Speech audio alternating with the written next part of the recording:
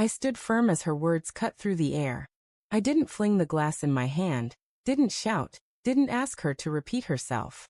I remained still, my shirt drenched, sticking to my chest from the whiskey she'd thrown in her fury. My heart turned to frost, colder than the ice cubes strewn across the floor. He's rich and not a loser like you. Her words lingered, heavy and toxic, like meat gone rancid in the heat. I turned away, left the room without a sound, the front door groaning as I stepped out. And that's when the gravity of my silence hit her. She knew me well enough to dread the quiet more than any outburst. We'd shared 10 years, a sprawling home too vast for just the two of us, playlists we'd crafted in harmony, a bedroom marked by both love and scars. She used to curl into me at night, whispering that no one made her feel as safe, that my stillness was a fortress, not a void, that I was her anchor. Evidently, her old lover's wealth offered the same stability. His name wasn't spoken, but the angle of her head when she spat the word rich gave him away. Old money, oil empires, someone from her past she'd lost but never let go.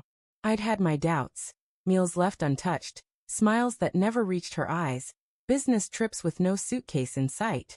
I never challenged her. I watched. The real betrayal wasn't the affair itself. It was her choice of words, the fatal strike, the attempt to strip me down to something frail and disposable. She thought she'd already won, that speaking it aloud would break me. It didn't. It sharpened me. I moved quietly, deliberately. I duplicated every financial document she could touch. She wasn't tech smart, thought her passwords were cunning. They weren't. I found a secret account linked to a shell company in Dubai, tied to her lover. I traced every deposit, every withdrawal.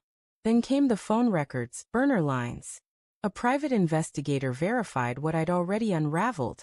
She wasn't just entangled with him. She was building a future that erased me. I let her think I was fading. I stopped fighting, let her claim hollow victories. I stayed out later, slept in the spare room. She mistook my quiet for surrender. But I was plotting. I transferred our assets to trusts under my sister's name, sold my shares discreetly, moved the funds to crypto wallets she'd never trace, closed our joint account 2 days before she could serve divorce papers. Yes, I saw the draft in her email.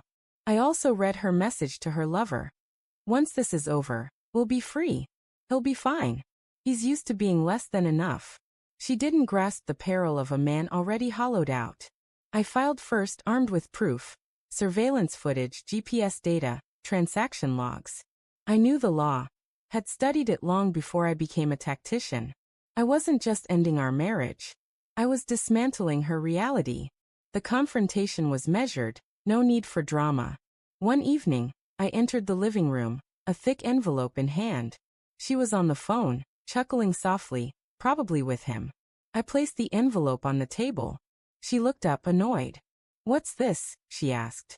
"Your tomorrow," I said calmly, "or what's left of it." She opened it, her face paling as she rifled through photos, bank records, call logs. Her hand trembled. "How did you?" she started. "I've known for months," I said, stepping closer.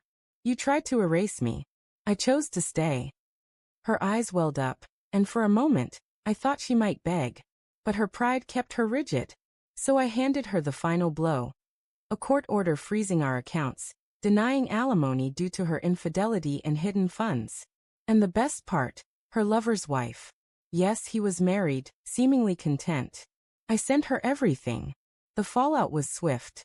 Her lover cut her off within days, blocked her, secured their shared account before she could touch it. His wife, it turned out, had lawyers fiercer than mine. My wife, ex-wife now, tried to spin the story, claimed I was cold, distant, that I pushed her to stray. But evidence doesn't lie. Photos don't waver. Bank records don't rewrite themselves. She now lives in a cramped studio, selling designer bags online, posting vague captions about growth and healing. She runs into old friends who still invite me to gatherings.